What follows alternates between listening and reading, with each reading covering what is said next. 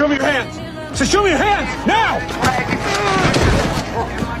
This black kid was just walking and listening to music, but my coworker John suddenly tackled him to the ground. Even though Jack kept trying to explain, John still slapped handcuffs on him. I could only say it was just a routine check. Then his mom rushed over and saw her son getting arrested for no reason. She completely lost it and tried to stop us. Then his dad and grandma came running too. Seeing this, John reported that they were attacking an officer. The whole scene fell into chaos.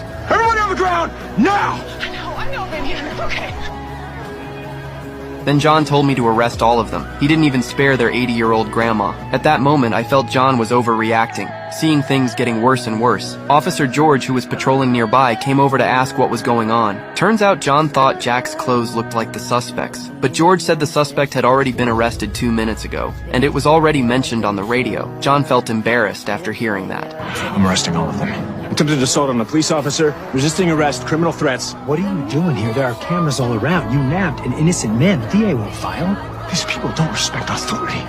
You grabbed the wrong guy. In the end, John could only walk away awkwardly, so I apologized to Jack's family. You just cuffed my grandbaby and pointed guns at my entire family. Then George came over again to apologize, and that finally ended the mess. But when we got back to the station, John took his anger out on me. He said I didn't follow his orders, and that I even called George over to help, which made him lose face. But this wasn't the first time something like this happened. The next day, we got a call. A black young man said his home had been robbed, but while questioning him, John acted polite with his words, but his hand stayed on his gun the whole time, and he even stepped on the kid's toy. Then John suddenly asked Tony if he had tattoos. That random question left Tony confused. I was standing there and didn't get it either. Then John asked Tony which gang he was from. No, dude, we got robbed. Anybody money, T-Ball?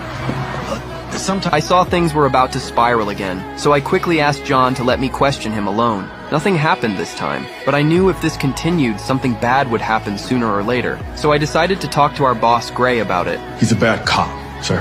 Who he chooses to pull over, how he treats suspects of color, the things he says. Then George walked in. He backed me up, saying John had gone too far lately, but Gray still didn't take my suggestion. He just told us to focus on doing our jobs, then told us to leave. The next day I went for a run to vent my frustration. I kept thinking about John's attitude toward black people. Then a patrol car drove toward me, and even as a cop myself I raised both my hands. When I saw it was Gray getting out of the car, I awkwardly greeted him. Why are you here, sir?